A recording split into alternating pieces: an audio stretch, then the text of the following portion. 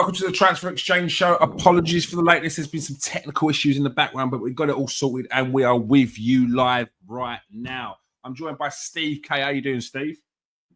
Good evening, Kieran. How are you, mate? You all right? Good, I'm good. It's been a while. We've got plenty to talk about tonight. Boring Arsenal. Are you bored of Arsenal winning? Are you bored of seeing Arsenal win, or are you just bored of seeing Arsenal fans happy? We're going to be discussing that. The FIFA Pro World 11 came out, and I have to say, no Salah, no Rafinha, Cole Palmer's in there.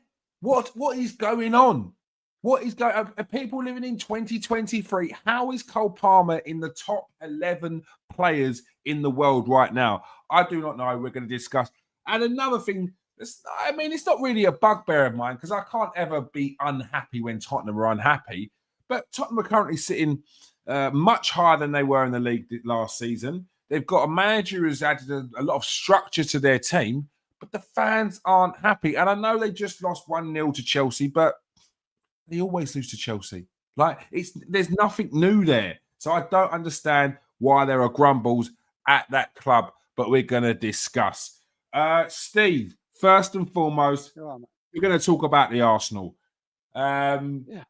Arsenal currently sit top of the league, 6 points ahead of Manchester City and 7 points ahead of Liverpool. We saw a meltdown from Liverpool fans a few weeks ago, or a couple of weeks ago, after a complete and utter 180 from the football community, which basically not ruled out Arsenal the Premier League title, but it didn't really rate them to really push along in the Premier League title. And the two teams they were really putting forward for the challenge were Manchester City and Liverpool. Since then, there's been an 8-point, 9-point turnaround, more than that. And Liverpool currently sit third in the league while Arsenal sit top. But they're saying that Arsenal's football is boring. It's like watching paint dry. It's a struggle to get through. What's your take on the football? Are you enjoying it outside of obviously the wins, the 3 points, which is what we're here for? I enjoy it if we win, mate. I'll worry about how bad we're playing if we're not winning. And then if we're picking up draws, if we started the season bad, then I'd probably look into it, more deeply and, think about maybe we should, is there scope for us changing tactics or whatever? But, that's all by the by, because at the moment, that's just something I'm not looking at the moment. Firstly of all, I don't think we're boring. I'm enjoying watching Arsenal at the moment. Enjoying Arsenal probably more than I've done for a long time. I mean, I think what people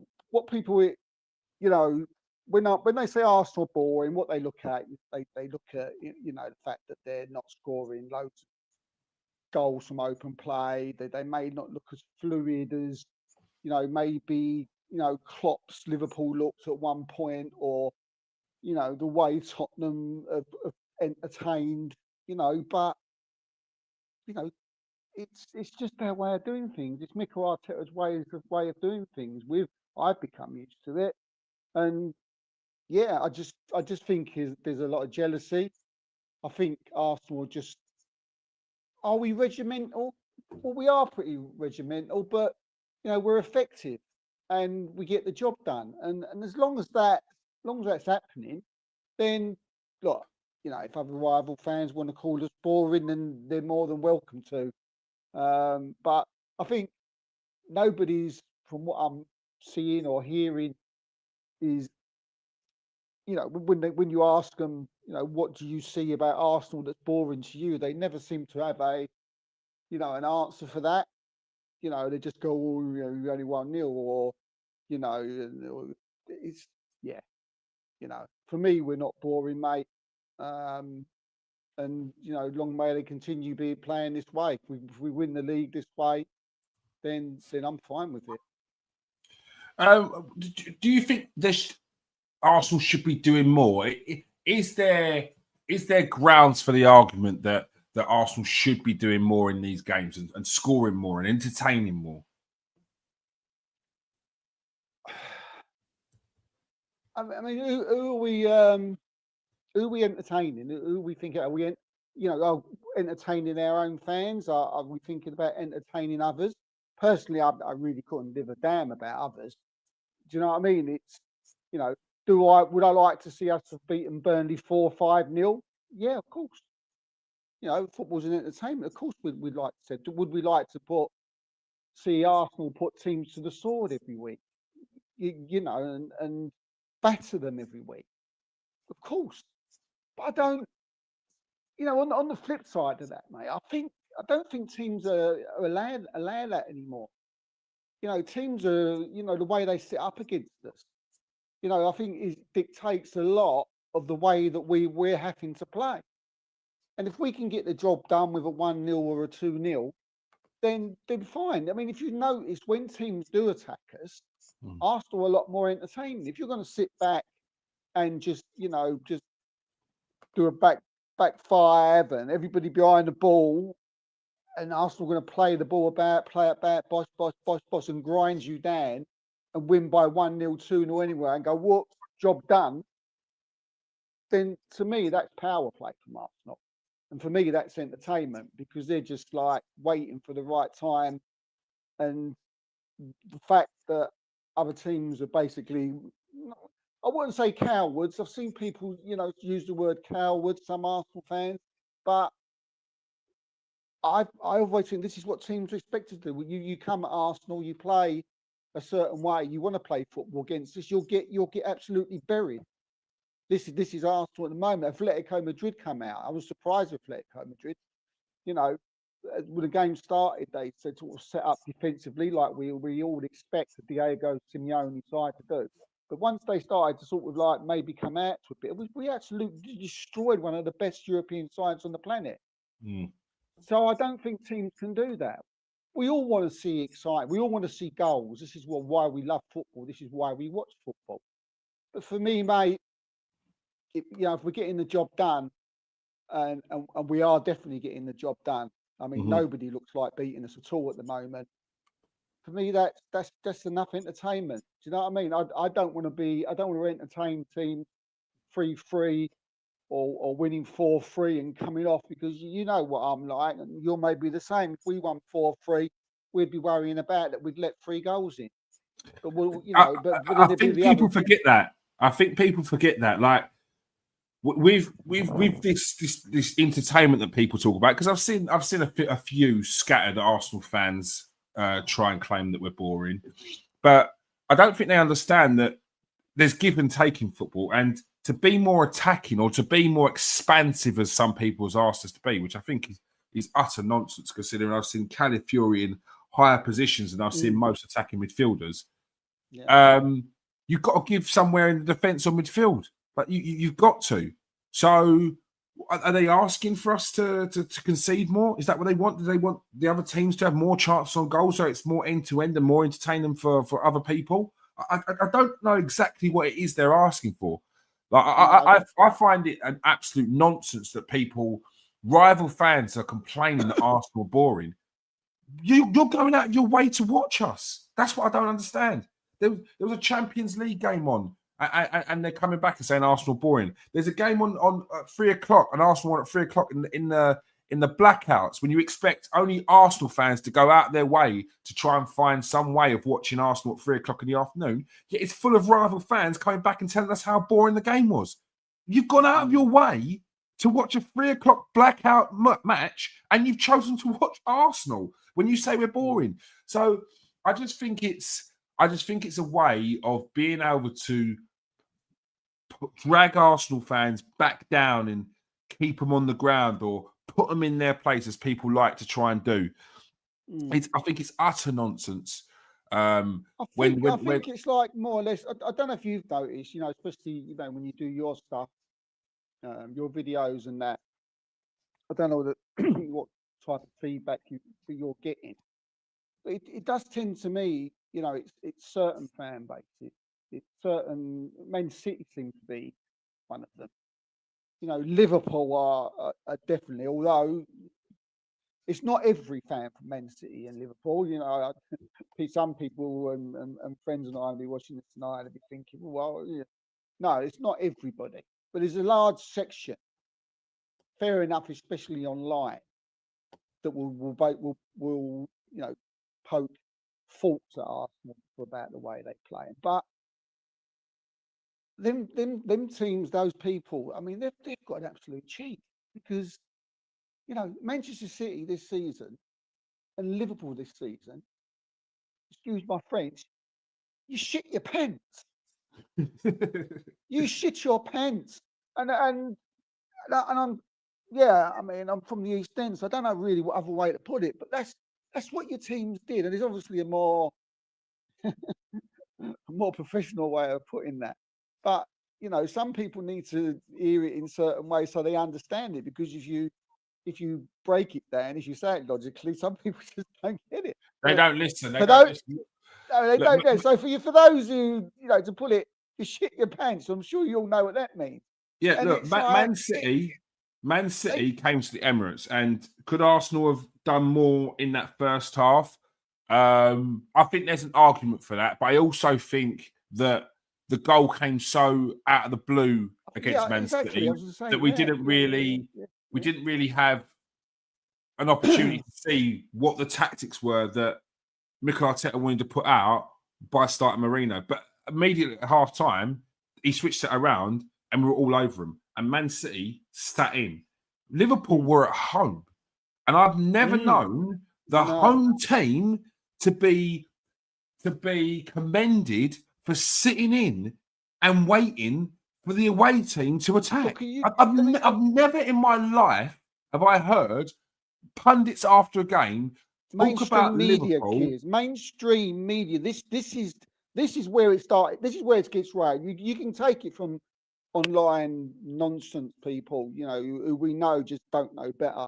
But from the people you expect know better, and they start calling us out like this, and then for some reason, what Liverpool done at Anfield and what Manchester City done when they played at the Emirates, that's okay. That's fine. That's fine. You're allowed to do that. Yeah, I mean, it was an Arsenal thing, and we're not allowed to do it, and other teams are. I don't know, but yeah, look, I suspect that it would be a completely different story. What Arsenal, if Arsenal was sitting in second and Liverpool was sitting top, or Man City was sitting top, and they'd played the way that we had played. There is a massive bias. Part of that reason is because of the fact that we react to everything. But what I've said on multiple occasions recently is that when you start getting into paid media, when you start getting the subscriptions that you pay for, you are meant to provide an experience for the fans that allows us to come back and enjoy it and want to hear unbiased, good, solid, professional commentary. Yeah, But what is happening now is they're feeding off of the fans and the general agendas and narratives that are spun online because they want that. Now they feel like they're competing because online it's free. Anyone can jump on. Anyone can make a comment. The engagement is there. They're now taking the arguments there and bringing them to the TV, and that's what I have a problem with. Why is it that you're talking in one way you're seeing what people are saying online on TV? Why is it that Jamie Carragher is talking about long throws and set pieces when only 2 seasons ago he was talking about how important it was for Liverpool to have score from so many long throws and set pieces? Like, this is what I mean. Yeah. Like, This it's becoming all a big problem in the agenda mainstream media. ridden. It's gone crazy. I just don't understand it. It's ruining the game. It's killing it. It's absolutely killing it. And this ain't this. There's no this. The thing is, my worry is there's no going back. It's not like they're going to turn. Social media is going to get bigger. Online's going to get bigger. the world's going to get bigger. Everybody's social media, online focused now. So it's just going to elevate into some stratosphere of absolute craziness again. Yeah. You know, and it's sad because, like you said, the subscription people who we pay money for. You know, I've always, you know, we've always, you know, praised the Athletic for being a little bit, you know, above, you know, the rest. But I've seen articles from them of late. You know, people send me them in my WhatsApps and stuff. Nonsense articles. Yeah. You know, absolute nonsense. And this goes from online, it goes on to Sky, it's gone on to BBC, and it's just elevated. And yeah, I mean, I was watching the Tottenham Chelsea game the other night, and you mentioned Jamie Carragher there. He must have mentioned Arsenal 3 times in the first 10 minutes. It was absolutely crazy. Firstly, they took a corner, and they mentioned, oh, is Arsenal take their corners, they're copying. And then later, about 15 minutes later, there was a long throw, and they said, well, there's one team that does that. And I'm like, you're obsessed, mate, aren't you? You know, we all know what they're talking about. But So why is it? Chelsea, he's like, he's ill. Why is it that it's the people that are scoring from their set pieces that are getting dragged, and it's the people who can't defend a long throw is completely ignored? I don't know why the focus isn't on the fact that Liverpool can't defend a long ball over the top or can't defend against long throws. It doesn't make any sense to me. I don't. But I don't understand what people want. When you get a free kick, yeah, you get fouled, you get free kick, which happens in football, people. You know, since the dawn of time, you know, you get free kicks, you know, and you get corners. What do you rival fans watching tonight? Man United, Chelsea, Tottenham, you know you are. What do you expect Arsenal to do when they get a corner and a free kick? Do you want Rice to kick it out for a goal kick and go, here, have it back? You know, when you get a free kick from outside the box, what do you want Arsenal to do? Do you want him to play it backwards to Raya or something? I don't know what do you expect Arsenal to do?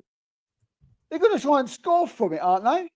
Yeah. And if they're better than doing it, everybody else, come on, just like, wake up, use your heads here. They're just better. That's it. They're better at set pieces. You all do it. All your teams do it. You're just not as good as Arsenal at doing it, and we score at it. Simple as that. Arsenal on average get 7 corners per game. Yeah. So if we're getting 7 opportunities per game to get people into the box, to get an average about 8-9 people in the box, the most amount of players you'll be able to get in the box at one time. Why would you not try and take advantage of that?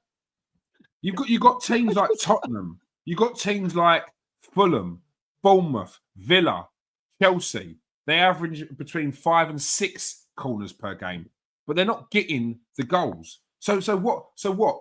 Like you said, what should Arsenal do? Should we just kick it straight out to make it fair? I don't understand. I know. It's like 30 years ago. People rolling their Arsenal going to score from this corner. See, I told you they'd score. They scored again from a corner. Like what? As I said, they're just good at it. They're just simply good at free kicks and corners. But do you remember last season? After the Nico Yova stuff came out, and we did the mural, and people it really wound people up. It was like a few months after, people were talking, oh, look, Arsenal being found out for their corners. They're not even scoring from corners anymore. And it's just like, now it's come back again. Yeah, there was a stage, wasn't there, around Christmas time last year, was it? Where we was like, we went double figures without scoring a goal from a corner or a free kick. And then when they do score a few, it's back. Yeah. And, there we go. On to the Burnley game quickly before we move on to the rest. Couple of standout players in that game. One who's been getting a fair few pelters recently is Victor Gyökeres. Probably his best game, although he did come off at half time. Probably the best game that I've probably seen him in an Arsenal shirt. Scored a header as well. Lovely through ball to or 40-yard diag to Leandro Trossard before he set up Declan Rice's goal. What's he got? 4 goals and 1 assist in 10 games so far for Arsenal. How do you think his start to his Arsenal career has been, Steve?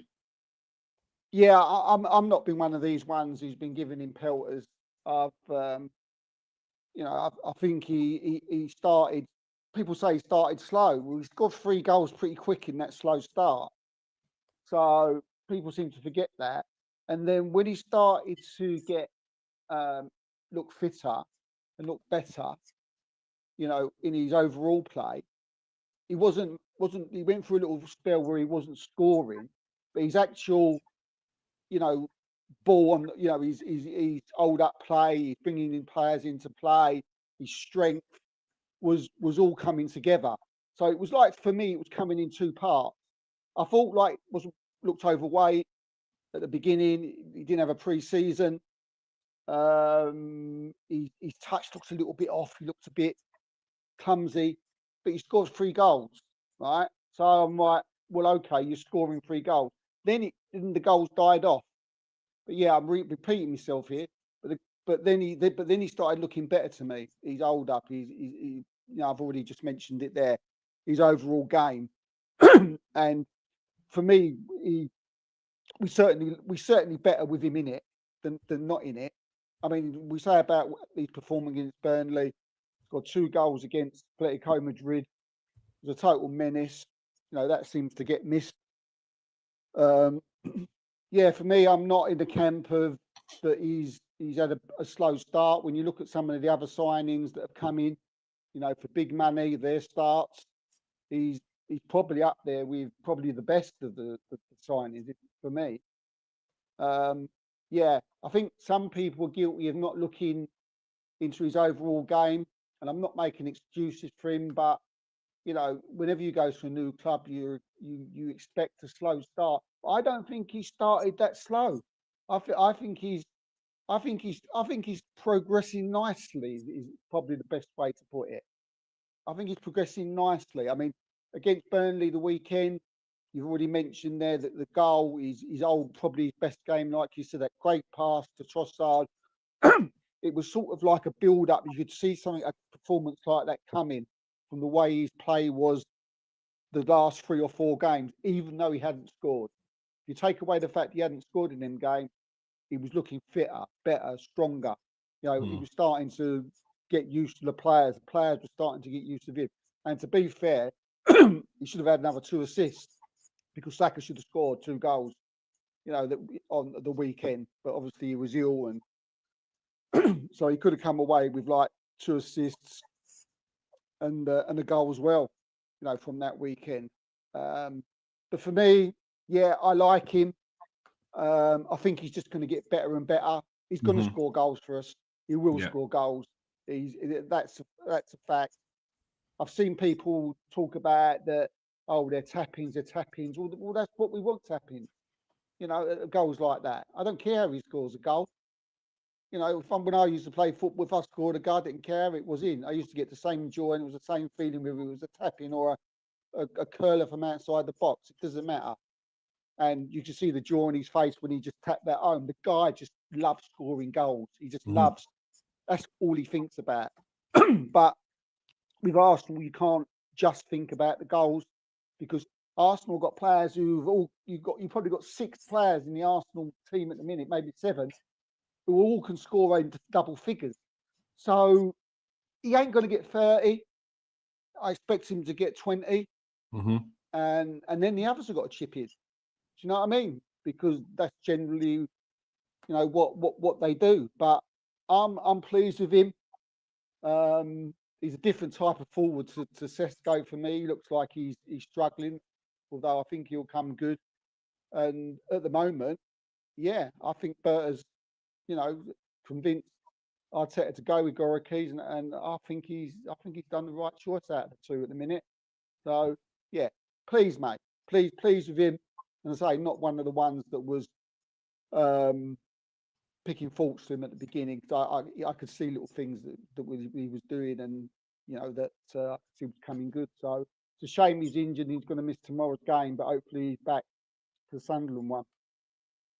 Yeah, it is a shame. But I think being a Slavia Prague, I think hopefully we should be all right in that game. Yeah, personally, I think I agree. I like what he's done so far. I like his work rate. He's not without faults, but he has got better and better every game, and I think we saw that even from pre-season. I think I done one of the videos that I've done was to say that I don't think Victor Gyökeres will start against Manchester United, and I don't think if Kai Havertz was fit, I don't think he would have started against Man United, and I think we've just seen a lot more rotation of Victor Gyökeres in this early part of the campaign. What I do really like about his game is he's running down channels. I think you saw the best of what he could offer.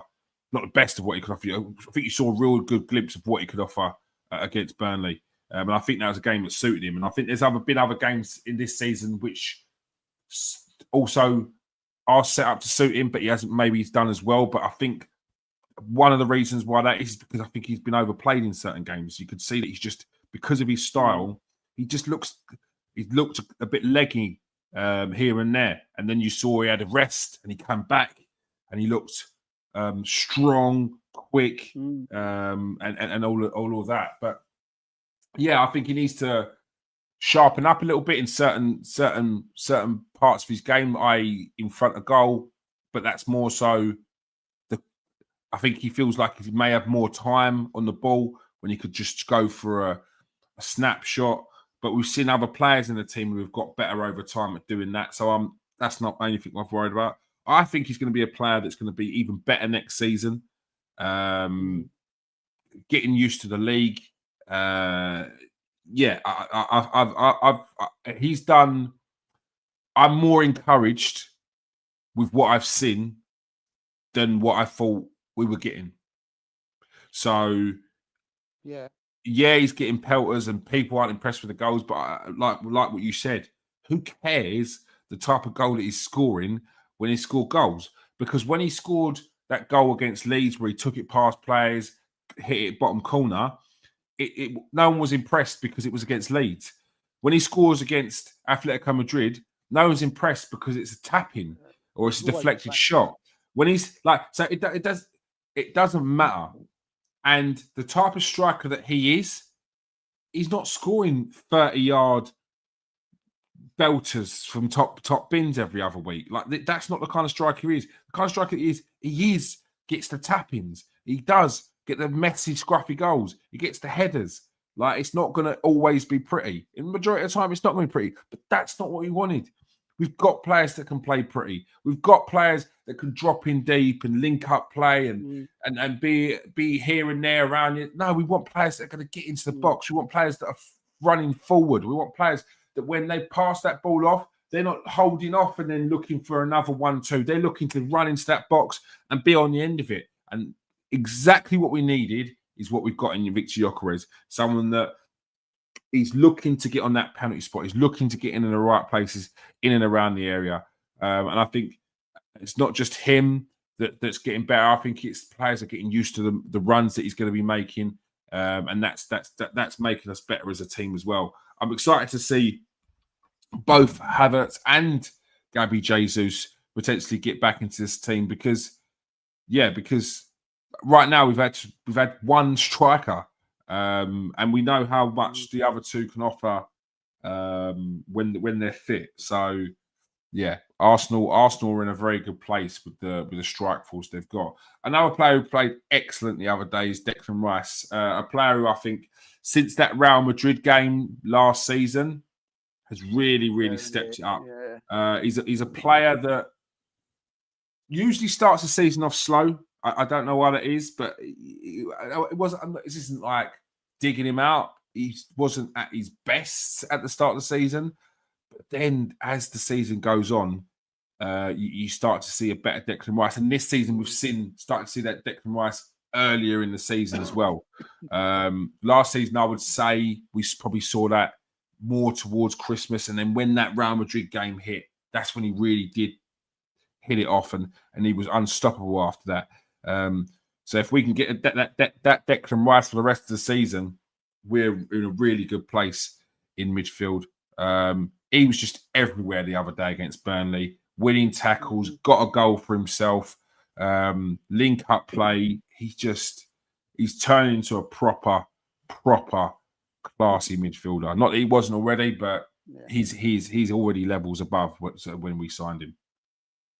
Yeah, I think with when we sort of like say, oh, Rice or Declan Rice had a slow start, or he's not been doing what we. I think his bar's so high, Kieran. Yeah. Right. He's got such a bar, which is up here. If he's here, some people will go, even us will go, oh, well, he's not there yet, because we know he can get here.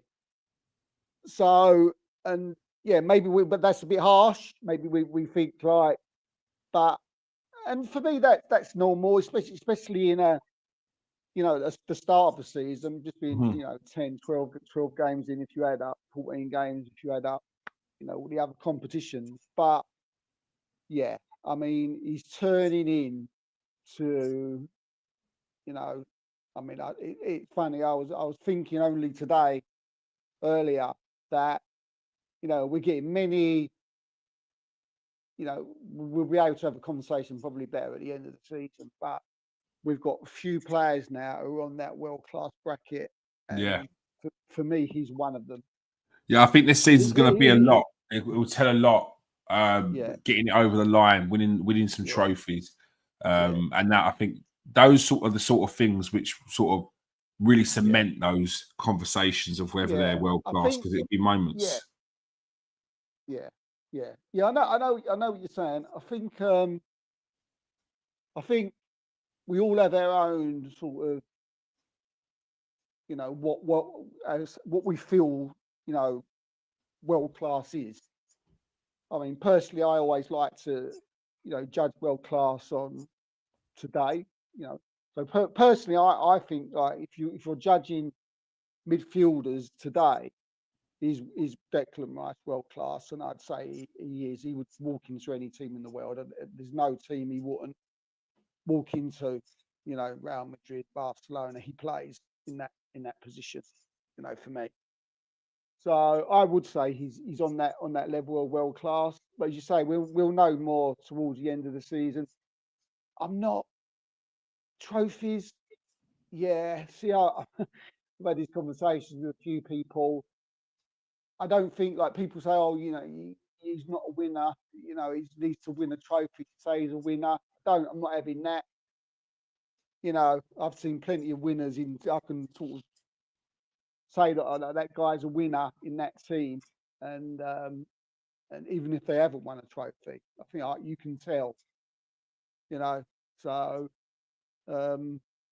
yeah, but he's been absolutely fantastic. I mean, he was a fantastic player at West Ham. When we signed him, we was all overjoyed that he was coming to Arsenal. We wasn't bothered about the fee. Now the fee is just, You've got your money's worth, haven't you? Yeah, we joked about how West Ham, we owe money to West Ham. I think we do. I think he's worth every penny with that 105 million. And as you say, I think the scary thing for it, and the good thing for him as well, and Arteta and the fans, is that I think there's more to come. Yeah, no, I think he's still got levels to go up. Yeah. So when you said earlier about the bar, I think it's because the bar's there, and then at the start of the season he might be playing there. But that bar that's there, we know there's more to come from that. We know that there's more to give. There's more goals. There's more assists. There's more creativity. Like, he's got that in his locker. And now if he can have that in his game, where it's like, together with the defensive side, together with the ball carrying side, together with the tenacity he have in his engine, if he can grab all of that together into one, I mean, yeah, we are talking about some serious conversations about what sort of awards you're winning. And when I said about winning trophies, I don't mean you have to win a trophy to say you're world class.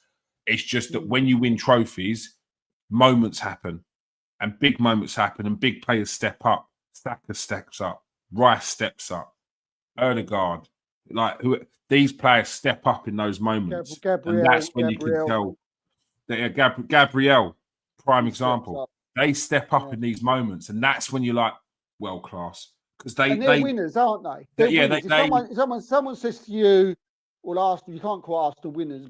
They're players winners because they ain't won nothing."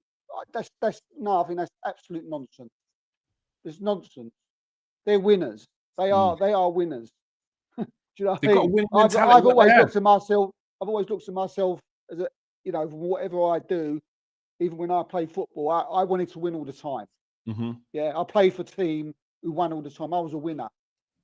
But just because I play for a team where they haven't won anything yet, does that make me not a winner anymore? Rubbish. No, I'm still got the same way of thinking. Yeah. Whether my team or my players ain't actually there yet. So it doesn't take away from the fact that Arsenal might have 5-6 players in their team that are winners, but you need all to be winners. And I think the good thing for Arsenal, mate, is that we're getting there. Do you know what I mean? Yeah. I mean, Julian Timber's another one. I mean, Julian Timber is the best right back in the world right now. He's world class. He's world class. He's world class. Yeah, exactly. He's world class. He is world class. He is. Yeah. I'd say last season he showed that he was on the cusp of that conversation. This season, he's taken his attacking ability up there, because I felt like Ben White was better. Sorry for Ben White. Yeah. But I think he needed to break himself. I feel like Ben White was better at that link-up play going forward, because he gets the ball in the box more. But Julian Timbers added that to his game. And defensively, he's unbelievable on the ball. He's running, he's excellent, he's dribbling, he's excellent, his footwork, and now he's added that attacking side to his game. Who's in that? He's 100% in the conversation for best right back in the world. In the conversation, I'd say that in my chat. I'm not shy on saying that, because I'll have an argument, I'll have a conversation with someone about it. Between who's his options, and he's right in there. You got Hakimi, haven't you? I mean, Julian Timber's better than Hakimi is defending. Hakimi's better than Julian Timber attacking. Hakimi's excellent attacking wise. The thing is, I think he's learning the attacking wise, Timber, and he's getting better and better at it, because he is. It's funny because I would never have thought we'd be having a conversation now where we said that Timber's the bang on number 2 right back, and Ben White, you're number 2, mate. Do you know what I mean? And I genuinely believe that. I think White will be, as long as Timber carries on like this, Ben White's going to struggle to get quite a bit of game time. And it's the same for Calafiori. Last season we was lauding Lewis Skelly as the next big thing, and then this season Calafiori is just the Calafiori that we see in the Euros. We see this Italian player that was like, wow, who's this? Then he went quiet for a while when he first came. He got a few injuries, but this season Calafiori, gee, do you know what I mean? The guy's he's like a left back that I've never seen. He does things a left back does that I've never seen a left back do. He's like he's invented a new position for himself as a left back. Left back come, midfielder come, winger come, centre forward. He's been one of our best players this season, Calafiori. He's been excellent. Very, very good. But before we make this just an Arsenal pod, we're going to move on to the next topic, and we're speaking about the rest next week. This one, Tottenham are currently sitting, 7th in the league, but it's 5th in the league. Sorry, 5th in the league, only only 2 points off of Manchester City and only a point behind Liverpool. But if you go online, if you hear some of the voices of the Tottenham fans, it seems like they're not overly happy. We saw a bit of an issue between the likes of Jed Spence and Van der Ven the other day with Thomas Frank. With Thomas Frank apparently asking them to acknowledge the crowd, only for them to ignore him and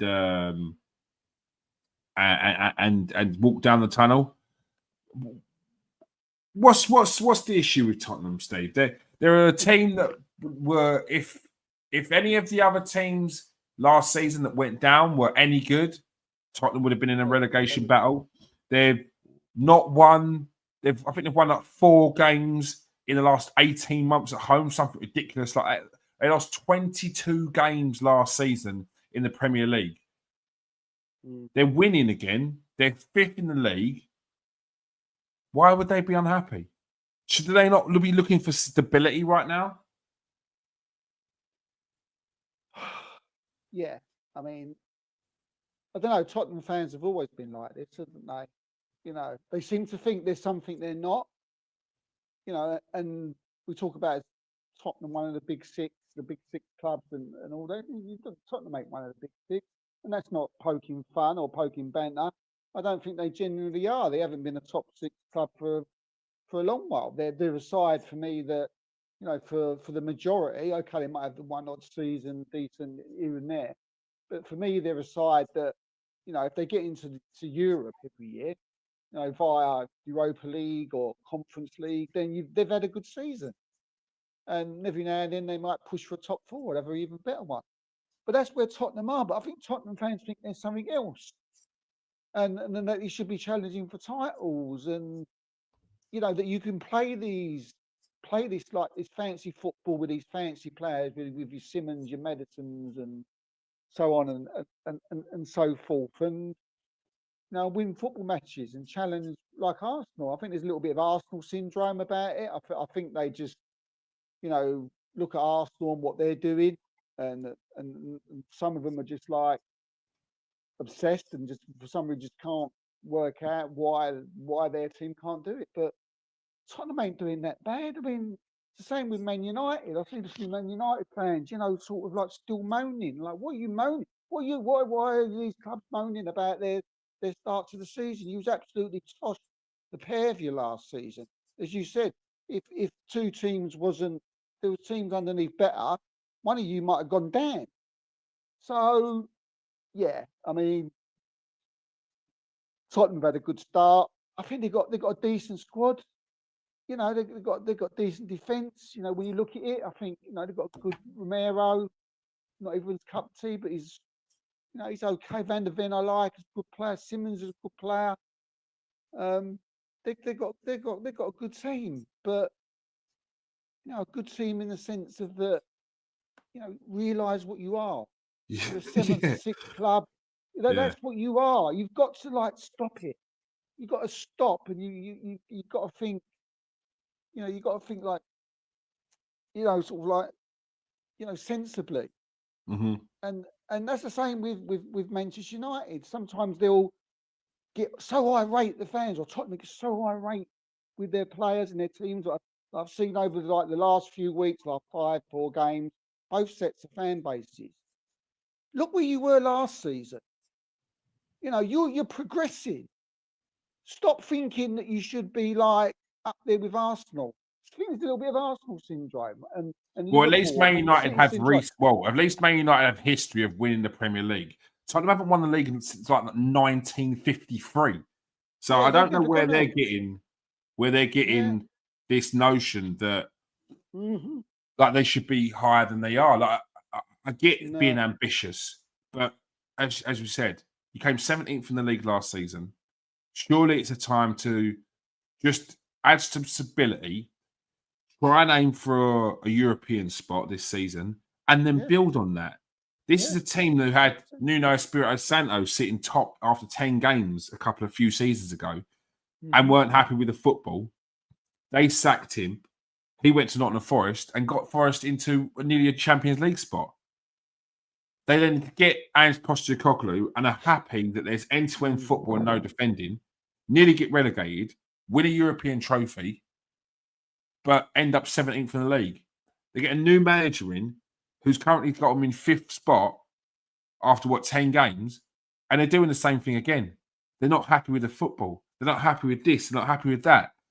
I just don't get it. I really don't get it. It's about stabilizing yourself, getting into those spots, bringing in players. Those players come in because you've got revenue from being in the Champions League, or you've got revenue for being in Europe. Then you build. Once you are consistently in those European spots, other players will come to your team and go, do you know what? This wasn't a one-off. They're a consistent team in Europe. They get to the latter stages of Europe. Now, let's cheer. If I join, maybe we can get into the Champions League. I'm not going to be there forever, because this will be a stepping stone, because me joining has got them into the Champions League. But it just seems like everyone wants everything instantly. Everyone wants everything fast. Everyone's looking at the people down the road and pointing fingers and saying, we got that, we want that, look where they were, look where we are. I just don't understand it. And I just think that sort of mentality will be the club's undoing. Because if the fans kick off enough, we're going to see another situation where that manager goes. And I don't think it's a case of Thomas Frank playing, like, wanting his team to be ultra defensive and not being expansive, because we saw Brentford were expansive at times. We saw Brentford play football, very good football. And they brought in players like Wemo, Damsgaard. Thomas Frank was part of that reason why they brought in those players, because he likes good technical players who are quick and play football as well. He likes those players. But yeah, I just think there's a fair few disgruntled fans. And I understand a London derby, Tottenham didn't really turn up to it at home again. Their home record is poor. But there were people that were backing Ange Postecoglou after he finished the season in 17th last season to stay. And they're currently at the opposite end of the table. Club mentality is a dangerous thing, mate. Club mentality is becoming a dangerous thing. You know, it was a dangerous thing when we was back in our banter era, the way fans were, the way fans fought, you know, and it affects your club.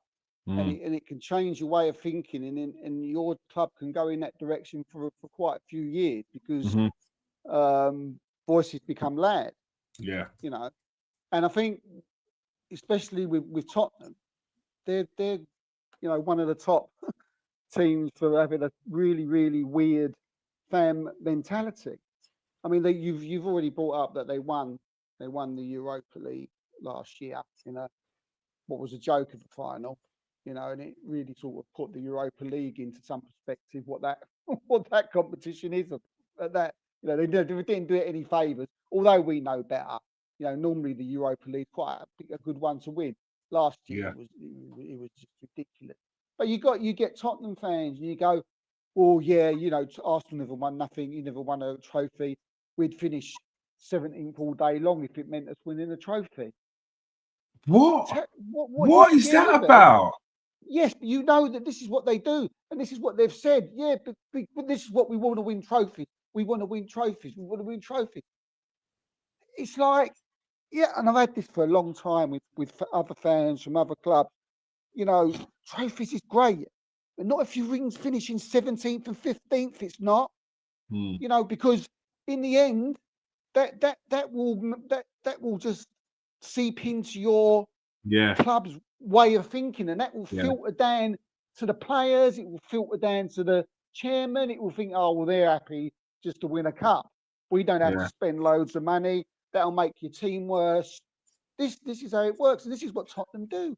There's a difference. With Man City, didn't they, kids? A little while ago, we'd rather lose against Man City because that means Arsenal wouldn't do that. Wouldn't get the league. Yeah, I couldn't give a damn what any other club does. Yeah, I really couldn't give a damn. If it meant Arsenal losing out on Champions League, I'm sorry. I just don't. I'm not in that way.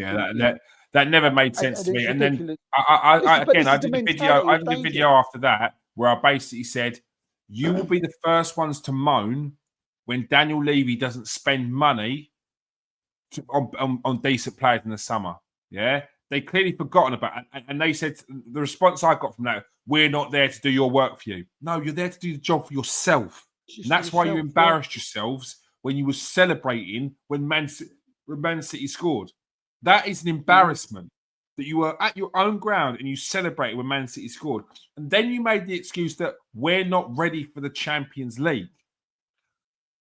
Look how Chelsea celebrated when they got back in the Champions League. Who is ready? Apart from like maybe 5, 6 teams, 7 teams in Europe, who's ready? It's a what about the other nonsense 36 statement. It's a nonsense statement, Steve. But we've had it for Man United fans. We've had it for Man United be in the Champions League fans. because We'd rather win the FA Cup than be in the Champions League. Absolute nonsense. Pathetic comment. And it was a weak comment. It is a cowardly comment. And I'm sorry, you can't. If that's the way of thinking of football, you should be watching another sport. Yeah, no, it is. It's because that is weak. It's a poor mentality. And then, lo and behold, when they got back Champions League football, they were well happy. Because what could they do? They could bring in players. You don't get to keep Romero's, Van der Vens when they're shown that they can play in the Premier League. You don't get to keep them if you don't get Champions League football. You don't get that luxury. Like you don't get to bring in Kudus, if you don't have European football. Like, that's the thing. You know what I mean? It's ridiculous to think that you could just bring in these players off the back of your name. Like, come on, man. Players will join clubs in the Champions League. Yeah. And by being in the Champions League, you generate more revenue. By being in Champions League, you can bring in better players. If you are a consistent team in the Champions League, even if you're not winning it, you will get players that want to join you because they're playing in the Champions League. Then what happens? They might not win the Champions League with you, but you'll be able to sell them to other bigger clubs because they've done well in the Champions League. That's how you've got to act until you are one of them clubs. That's how it works. It's patience. It takes time. So, yeah, look, as I said, Tottenham fans could potentially be the undoing of Tottenham when right now they've got a manager that everyone rates. Everyone can see that he's doing something. The first thing he had to do, he's not pretty. And that wasn't keep Tottenham being an attacking team. It was to solidify them. It was to make them tighter at the back, to make them less easier to break down. And look, the game against Chelsea wasn't a great example of that. But these performances that you've seen of Thomas Frank, you weren't seeing of Ange Postecoglou over the last 2 years. So, yeah, it'd be interesting to see how they've got a big couple of games, haven't they? They've got a couple of big games coming up. Yeah. Is it? Yeah, Arsenal in that one. So, and if they lose that, they're going to be off. Yeah. Before we go, we're going to do a quick one. The FIFA Pro World 11 came out today. And there's a couple of inclusions which I'm not too sure about. One main one, which I'm definitely not sure about. His name is Cole Palmer. Steve, can you tell me why Cole Palmer is in the World 11? And someone like Mohamed Salah, who broke records last year, who got 55 goal contributions in 52 games, is not on there. Why is Rafinha, who won the league with Barcelona and got 26 assists and what is it, 30-something goals or 20-something goals, yeah? So all in all, we got over 50 goal contributions, is not in there. And Mbappe is, who only won the Golden Boot. What is that about? I don't know, mate. I do really. I mean, these things. I see this thing come out today, and then it was like, yeah. I mean, straight away, I homed in on Cole Palmer and thought, what are they doing? You know, what is he? Yeah. I mean, I like Cole Palmer. I really do, and sometimes I feel that, you know, when these things happen, we've got to put him down. But, I don't. I'm not putting him down. Huh? I did a video today because Joe Cole said that Cole Palmer was top 5 players in the world. Oh, true. So I had to do a disclaimer for about 30 seconds at the start of the video to say, I love Cole Palmer. He's entertaining. He's one of the best talents that we've got in this country. But to say top 5 in the world is crazy. Yeah, I mean, top 5 at doing what? That's a question. Like, that's my new one. You know, I always say, yeah, he's top this at that, he's top doing that, and I always go, yeah, at doing what?